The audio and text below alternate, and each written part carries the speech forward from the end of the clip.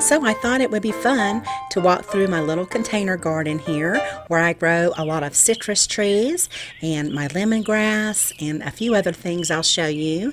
Now, if you're new to my channel, all of these plants are not hardy in my zone, which is 6B, and that means simply if I were to leave them outside during the winter, they would die because they cannot survive the cold conditions where I live. So over here to the left, I have a couple of citrus trees, and I have a Calamondin and a Meyer Lemon.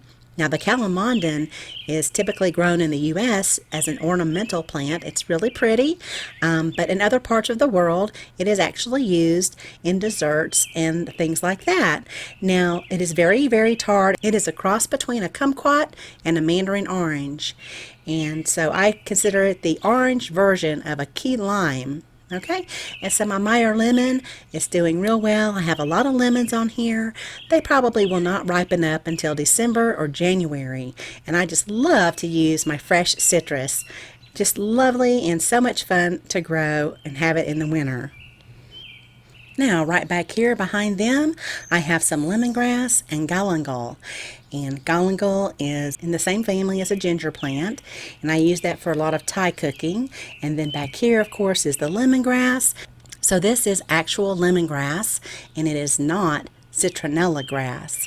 And the difference is citronella you can grow from a seed, but the stalks really will not get big enough to cook with.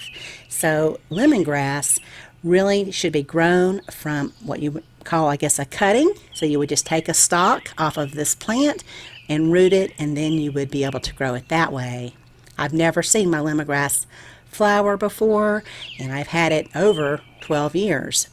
And then of course this is galangal, and as you can see here, it has outgrown the pot. It has actually cracked it. So I really need to go ahead and harvest all of this, and I could put that in the freezer.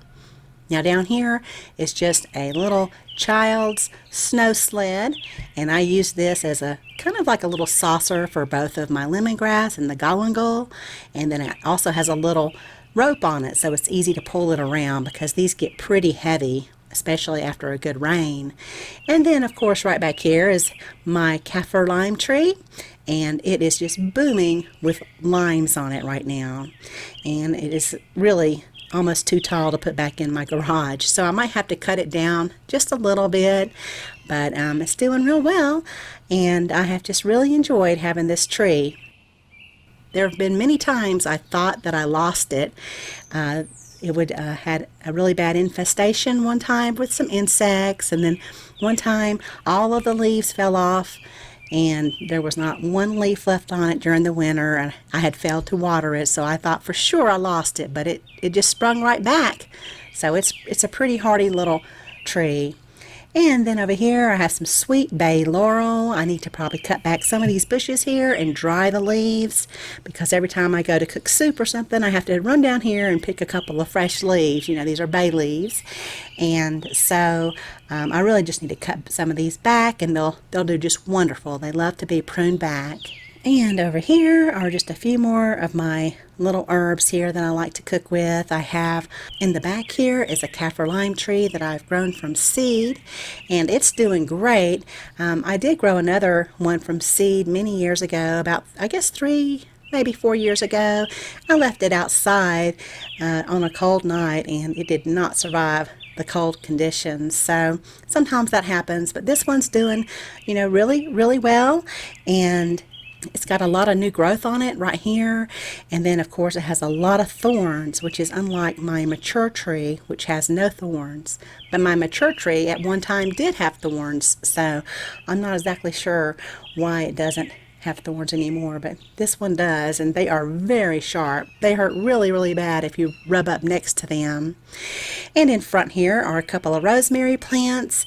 I had a rosemary bush survive the winter for me at another place where I was growing it, and so I took some cuttings of that earlier this year, and those are the 2 cuttings that I took, and they're doing great. So I hope that they will survive my winter. And then just some Siam Queen Thai basil, and then over here is an allspice tree, and I just use this for the leaves. They taste just like allspice. However, if you take these off and you dry them, they will lose their flavor, so you have to use them fresh. And of course, if it ever gets to be a bigger tree, I can use the wood and dry it for smoking, like for making jerk chicken or something like that. But I will never get berries off of this tree, simply because you do need a male and a female tree to produce the berries for cross-pollination. And earlier in the spring, I took about 15 cuttings of a Greek oregano that I grow at another location, and I just love that oregano. So I made 15 more plants, so they're doing real well. Now over here to my GreenStalks. This is a GreenStalk that I planted with carrots after I harvested my potatoes earlier this year, and they are doing real well. I have found that if you plant 2 per pocket, they do better than 3. And even if you plant just 1 per pocket, that carrot will get very big. So definitely, if you are growing carrots in a GreenStalk, it really depends on how many you plant per pocket as to how big they will get. It also, of course, depends on the variety that you are growing, because some carrots get long and slender and some are fat and, short. So depends on what kind you're growing too, of course. Now over here is what I have planted for the fall. I have some spinach growing down here, and then I have some bok choy. I have 1 tier of bok choy, which I need to go through and thin these plants so that I have 1 per pocket. And I have found that bok choy grows wonderful in the GreenStalk, but you have to thin it to 1 per pocket and they will just do great. And in the spinach, I planted 3 per pocket. So everything that you see over here, I have just planted it from seed. I didn't start it indoors and then transplant it into the little GreenStalk. And at the very top tier, I have dill growing, which I just planted that. I didn't space it, so I'm just clipping a little bit of the leaves here and there. And then back here is my pepper GreenStalk, which I planted, early in the year and in the spring, and it has just been wonderful. The peppers just grow so great in the GreenStalk where I live, and so I have just been harvesting so many peppers. I've been growing bell peppers, the sugar rush, jalapenos. Next year I have decided I'm probably going to grow at least 2, maybe even 3 of the GreenStalks with all peppers. I am getting some more blooms on some of the pepper plants, so I do expect to have another harvest or 2 before my first frost. And what I'll probably do is just move it into my garage if I have a really cold night or snow coming, and that way I can prolong the pepper growth all the way through probably December, maybe even January, like I've done before. I've even overwintered my pepper plants in my garage all through the winter and grew them the next year. So who knows, I might do that with this one too. You'll just have to wait and see, and I'll let you know how it does and what I decide to do. Now up here, I just discovered this making this video. There is a little hornworm that has been parasitized by a parasitic wasp. And so all that means is that the little parasitic wasp laid her eggs inside the worm, and when the eggs hatched, and they spun little cocoons with silk, and they are going to stay on her until they emerge as more parasitic wasps.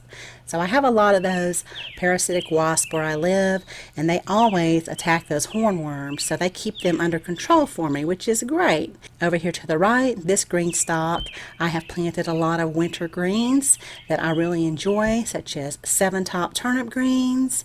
I have some tatsoi cabbage, I think that's how you pronounce it, and then some arugula. So this has just been a really nice treat for me just to come out here and pick some turnip greens, put them in some soup if I want to.